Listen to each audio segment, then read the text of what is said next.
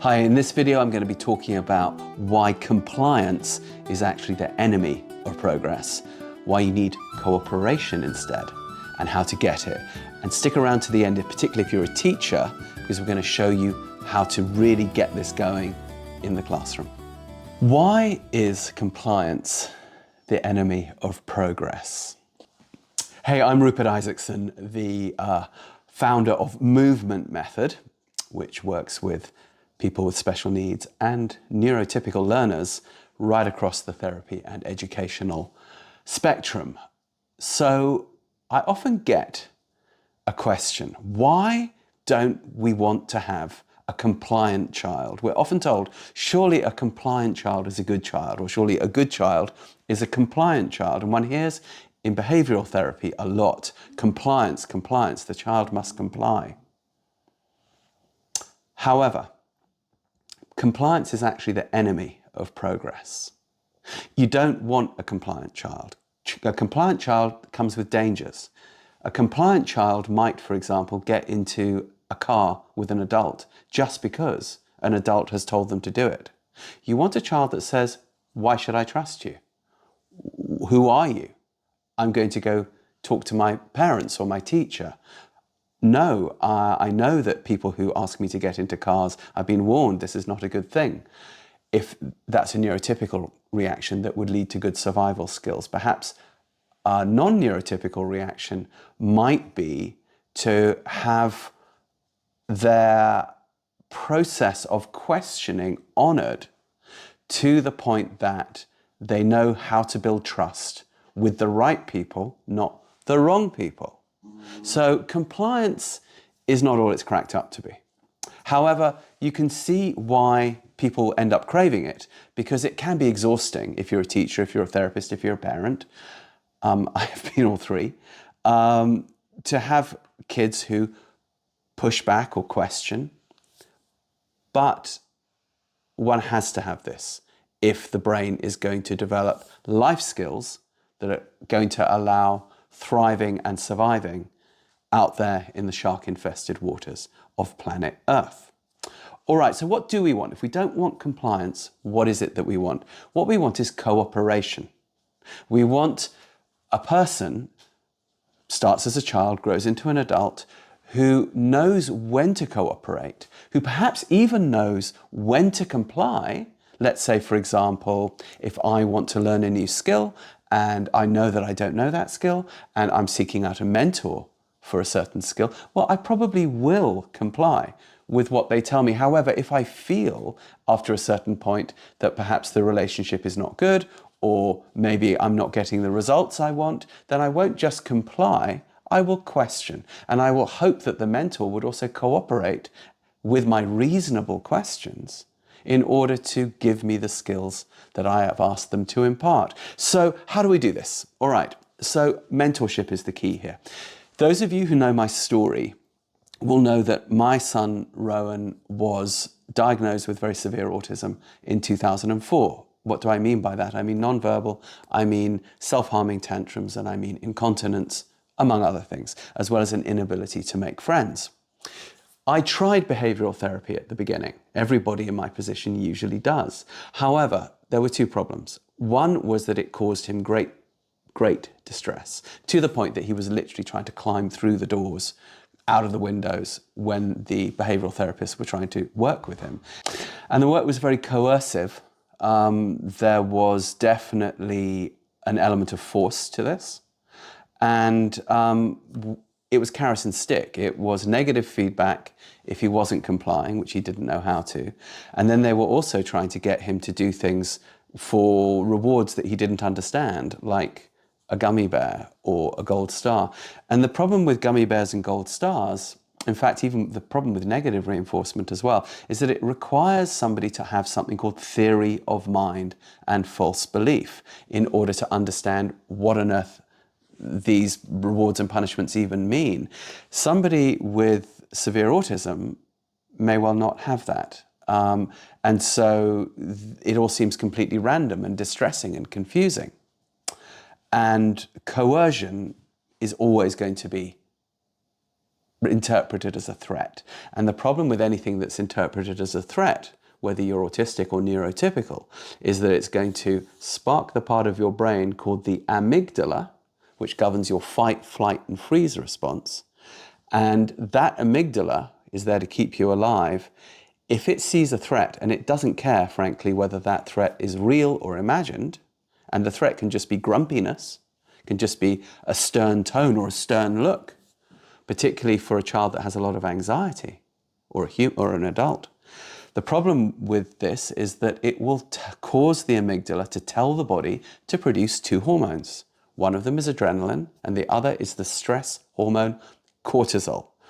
Cortisol is there to keep you alive. Think of it like a pair of scissors that cuts the cord momentarily between the thinking part of your brain that's wondering when I'm going to shut up and you can go and have lunch, and the non-thinking part of your brain, which is regulating your body temperature, your digestion, and all the other things that keep the engine going. Why would, in a moment of danger, your brain tell your body to produce a hormone that kills brain cells for a split second? You would think that's counterintuitive, right? You would think that that's surely the moment where you need to think the most. Wrong. In a moment of extreme danger, we need to act, not think. So that's why the brain makes sure that it signals to the body to produce a neurotoxin, that pair of scissors, to cut that cord between the conscious and the unconscious or subconscious part of the brain for that moment. The problem is if that keeps happening and keeps happening and keeps happening and keeps happening, and that's the problem with trying to force compliance, trying to use coercion, well, you can't engage the intellect. So it's the enemy of progress. It's like the intellect is behind a locked door. It's there, but this cortisol is like a guard dog going in front of it. So what do we need if it's not compliance? We need cooperation. And I talked about mentorship. So I reached out for mentorship. I had no idea what to do. And I thought, okay, who would understand this condition? Who would understand what to do? What qualities would that mentor need? I thought, okay, they would need to be autistic, because if they weren't autistic, they would have opinions, but no lived experience of the condition. And they needed to have started life as severe as my son, nonverbal, incontinent, tantruming. Who's that person? And by the way, those of you who do not have autistic kids, who are just, say, teaching in the classroom, think of it like this. If you can find something that's going to help that very extreme, unforgiving population of nonverbal autistic learners, if you find something that works for them, chances are it's going to work across the board, because they're not going to pretend that something works just to please you. They are 100% authentic. The feedback, positive or negative, will be instantaneous. So I found that mentor, Dr. Temple Grandin. When she was 3, she was in a corner, rocking, silent, wiping her poo on the walls. Now, multiple best-selling author, professor of animal sciences, Colorado State University, neuroscientist, animal behaviorist, very successful human being, still very autistic. So I went to her and said, what should I do so that my son can become like you? And she said, Rupert, do 3 things. She said, follow your child physically so you can observe him. Emotionally, see what negative sensory triggers seem to spark, maybe in the environment, seem to spark these meltdowns, and follow him intellectually. See what his obsessions and passionate interests are. And if you do these 3 things, and that's what Temple's mother had done for her back in the 1950s, she said probably you're going to reassure him that you are listening to him, that he's safe with you, and this is going to not activate his amygdala, and he will begin to cooperate with you. And more than that, because of movement, particularly novel movement, being an inherent part of this learning process, movement creates something in the brain called BDNF, and it is your friend, my friends. BDNF is a protein. People talk about neuroplasticity, but what is neuroplasticity physically? What is it actually composed of, like Lego bricks? What is it? Well, it's composed of proteins, like most things in the body. And this particular protein, brain derived neurotrophic factor is the key for building the brain. So what happens is if you combine this cooperative, following the child, following those interests, effect with making sure that there's no bad sensory triggers, with moving in ways that are fun and playful, novel, new neurons all the time, what happens is the brain develops. And eventually, the understanding of why to cooperate, when to cooperate, becomes clear. And this is indeed exactly what happened with my son. So how does this, though, that was a one-on-one home therapy, homeschool type environment, if you will. How would this go over towards one teacher, 30 kids in a class? Okay, well, it does. It's rather interesting. So if you are a teacher scratching your head right now thinking, how does this apply to me? Let me tell you. We have tried movement method, as this is now called, in numerous schools in numerous countries around the world. In fact, there are certain schools in the USA and in Germany, particularly, who now do movement method as their approach somewhat exclusively, because it seems to work so well. And this was frankly as surprising to me as it was to the teachers, because we had designed movement method initially for autism, but now it's used right across the board. Okay, so what do? You have a classroom in which you don't have rows of chairs. You move the chairs into a semicircle so you have an open space where you can move. You let the kids move and rotate them through the course of the lesson. You have some areas where they can stand, some areas where they can lie on a yoga mat, some areas where they will sit on a yoga ball, some areas where they will have like a rocking type chair, and some areas with normal chairs. And you encourage them to move as they need to. And we have lesson plans on our website, which is newtrailslearning.com, about 150 lesson plans that show you how to bring this type of novel movement following the interests of the members of your class who represent block interests. There'll be a certain number of people in your class that like football. There'll be a certain number of people in your class that love a certain TV show. There'll be a certain block of people in your class that love Marvel. There'll be a certain block of people in your class that like My Little Pony or the Twilight series or whatever it is. And so you can make sure that you hit those blocks through the course of lessons through the week so that everybody feels that their interests are being served as well as moving. And what happens is, because they feel that you are meeting them halfway, and our 150 odd lesson plans, from the most basic right up to pre-college level maths, even things like how to calculate the area of a circle or how to calculate pi, they're all being done in this kind of movement. So the kids feel, oh my gosh, the teacher is meeting me halfway. This is cooperative. If we meet them first, they will likely meet us. If we tell them to make the first move, we already have, unfortunately, a them versus us dynamic in a classroom. Chances are it won't work.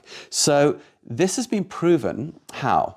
A PhD study was published in 2024 through Grand Canyon University in the USA, but looking at schools in Germany that had been overwhelmed with refugee kids, and there were all kinds of problems creeping in, including quite a lot of violence and a very, very high teacher turnover rate too, because teachers were getting frustrated, teachers were getting overwhelmed, teachers were getting stressed. Now, this violence was coming from trauma. This was not the fault of the children, but let's just say it was an extreme case. And in any given classroom, in any given country in the world, there are going to be quite a few people experiencing trauma. There are going to be quite a few people who are bringing experiences into that classroom from outside of that classroom that are going to act out within the classroom, let alone just the normal barriers to learning that can sometimes happen in any institutional environment. Well, what happened? After a few months of movement method, not only did we see higher academic scores and better behaviors, but interestingly, higher teacher retention rates. The teachers who had previously been quitting because it was just too much and too overwhelming were staying in the job and reporting high teacher satisfaction, high professional satisfaction rates, because what they were doing was working. So compliance isn't really going to teach life skills. Cooperation when it's reasonable, is absolutely going to teach these good life skills. But we, as the adults, have to be the ones who show the way, who model, who demonstrate that type of cooperation first. And fortunately, we have a roadmap to this with what we call movement method. So what are the next steps? If you're interested in learning more about movement method, see the link below to that free ebook, click on that, and you can learn all about it. If you're a parent, check out kidsmustmove.com. And if you're a teacher and want to do this in the classroom, go to movemyschool.com, and there you can get continuous education credits for participating in movement method. And if you want to, there are certification courses on there as well to really show you how to do it. Okay, my friends, if this was in any way helpful to you, please thumb it up. Please hit the subscribe button. There's lots of parents out there who are in the same position that I was in all those years ago, not knowing what to do. This kind of information needs to get out there. And if you would like to help us get more of this information out there, you'll see there's a thank you button below. If you send us a few bucks, we can take the time to make more of this content to help you. See you on the next one.